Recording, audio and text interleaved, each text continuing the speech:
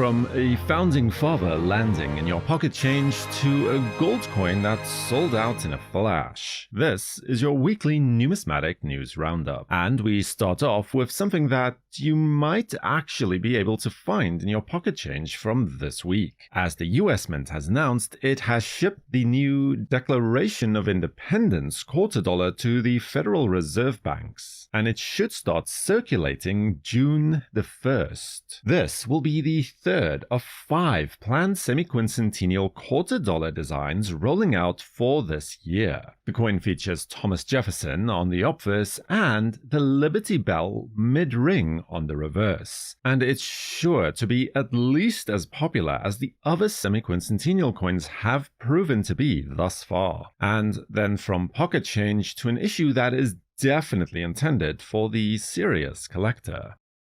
Another exciting entry into the semi-quincentennial lineup is the upcoming Best of the Mint series, the first of which is set to be released on June the 4th, honoring the Mercury Dime, Adolf Weinmann's 1916 Winged Liberty design, which is seen here struck as a 1/10 of an ounce gold piece, and the accompanying silver medal represents the entire lifespan of the dime itself, with Liberty raising a sword over Hooverville shacks and Dust Bowl winds. The set is likely to sell at around $875, and it is only the beginning, as Standing Liberty Quarter, the Walking Liberty $half, the $1804, and the St. Gordon's Double Eagle are all still set to receive the same treatment. Now, if you think that that price tag might be a little on the high side, then just wait until you see what happened this week.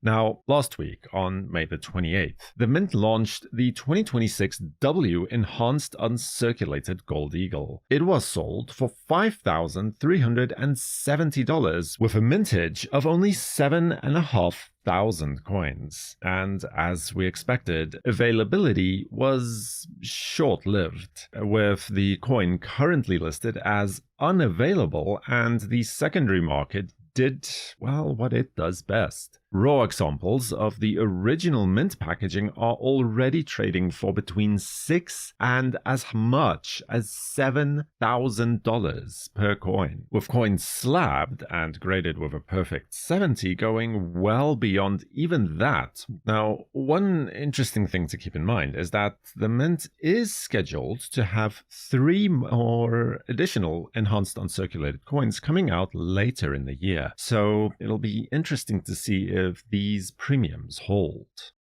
And while the United States was selling out its gold, the Royal Mint was quietly closing out another series. The Royal Mint has added the Royal Dragon to its Tudor Beasts bullion series, in a range of both silver and gold bullion offerings on the table. This is the latest of the heraldic creatures that guard the Moat Bridge at Hampton Court Palace, watching over Henry VIII and Jane Seymour. The Royal Dragon is the Welsh Dragon, a nod to the Tudor dynasty's Welsh roots. And from Tudor heraldry, we go somewhere a little more magical and a lot more glowy.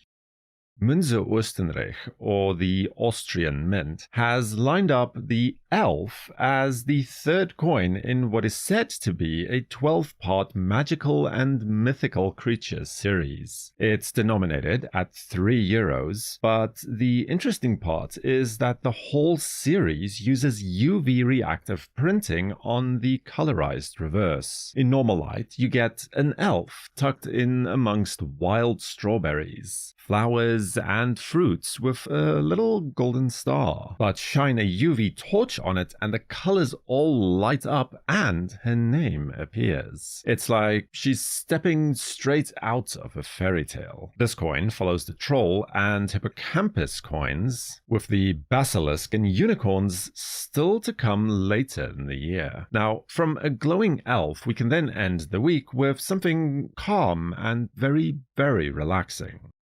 as the Swissmint 20 franc Lake Geneva coin is the third coin of a planned 4-coin series in its Swiss Lake series, and honors the biggest lake in the country. Struck from fine silver, the front gives the bird's eye view of the lake itself, with the surrounding cantons and a bit of France drawn out in contour lines. Now, its issue is limited to a run of 8,000 uncirculated coins and 3,500 struck in proof. The series is scheduled to close out next year with the final coin, which is going to honor Lake Lucerne. And on that quiet and peaceful note, we'll wrap up for this week. Subscribe to WNN, and if you missed last week's episode, you can catch it right here next. For the World Numismatic News, I am Numisman saying thank you for watching.